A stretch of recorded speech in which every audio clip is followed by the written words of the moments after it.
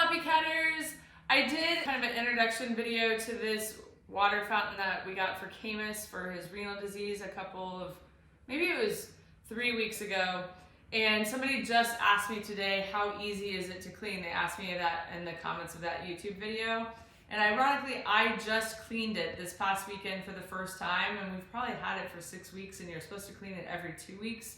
But I wanted to show you guys how easy it is to clean. So I've obviously unplugged it from and you can also keep the plug in the outlet if you want and just remove the USB cord.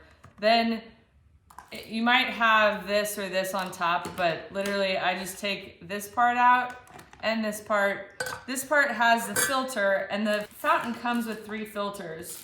So we have 1 more left, but this one is fine. I literally just put it in 2 days ago. But as you saw in the unboxing video, you want to soak the filter in water first before you use it in the fountain itself. So then after those 2 things are removed, you have inside, which will pour out. And how often you need to clean it depends on how often it's used, because, well, there are lots of factors in your home. So my mom is very, very clean. So there isn't floating cat hair running around like there would be at my house. So a fountain at my house would probably need to be cleaned more often than at her house, because she's daily going after all of her stuff. Oh, and also my mom and I would switch the water out daily. I am a big fan of that. I know that lots of people don't do that, but if I drink water a day after I've gotten it from the faucet, it's gross. So I don't expect my cat to anyway, either. Sorry. All right, so this is something I didn't mention the last time. This is a little light that when the pump is in, the light goes in that there's like a little cutout plastic-wise that you can put it in there. So we're gonna remove the pump, and this little instruction thing tells you how it's all put together if you forget, but also how to clean the pump is on the back there. So you just pop this off, then you pop this off, and then you pull this out, which was the most difficult, but it helps if you have nails. And then you just kind of rinse it out. There's also this tiny little brush that comes with it. So you can, run it under water. I left the pump and everything. I didn't find any dirt on it at all, but I also left this whole line in the actual container. I never pulled it out, but you can easily pull it out once you unwind it if you want, but I don't want to complicate matters further. I am doing this just because I am doing this video, but I didn't really do it on Sunday when I cleaned the fountain, because I thought, well, it's not really necessary. But you can obviously, rinse that off. So that's just the metal part. And then this part.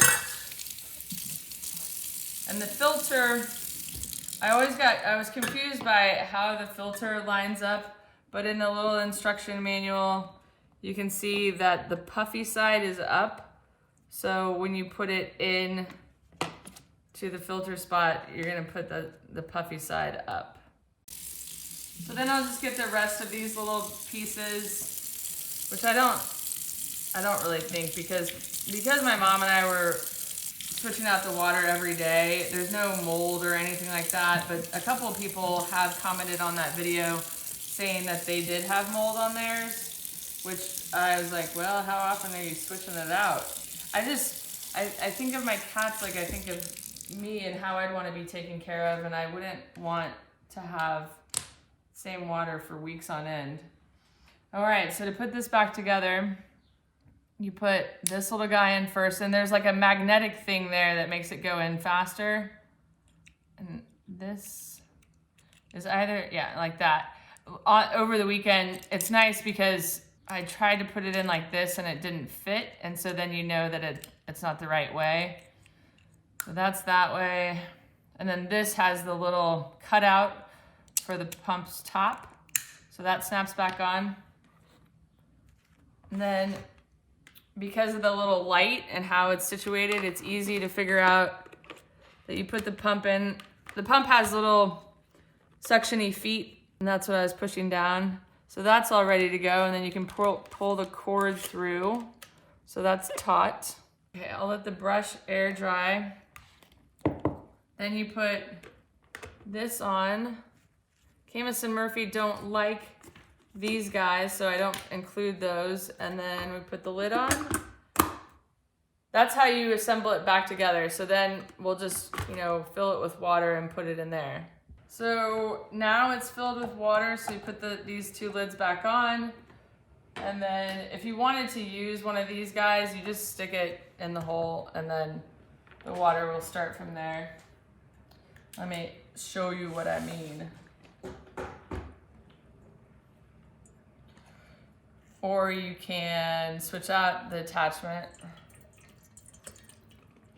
You can make it a bubbler fountain, which is what Caymus and Murphy, my parents' 16-year-old Ragdoll cats, prefer.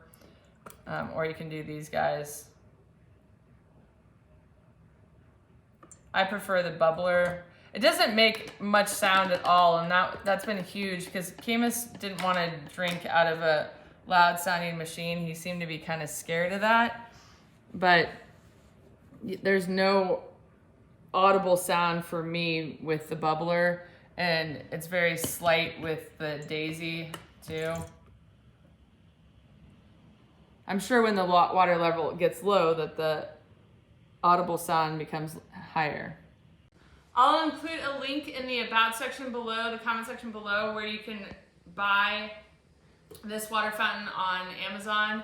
It's pretty inexpensive. I paid less than 20 bucks for it, and it's easy to clean. It's the first water fountain that Caymus has gone for, and for a renal cat, it's really important that they drink as much water as they can. So I've really appreciated this tip that I got from a YouTube watcher on my videos, so I hope that this video helps you guys. Thanks so much for watching. Tell me in the comments below if you've tried a water fountain on your cat. The reason that I like this one is because it had a metal top. I don't like plastic with my cats, so I like that it wouldn't accumulate cat zits and stuff like that with a metal top. We'll see you next time.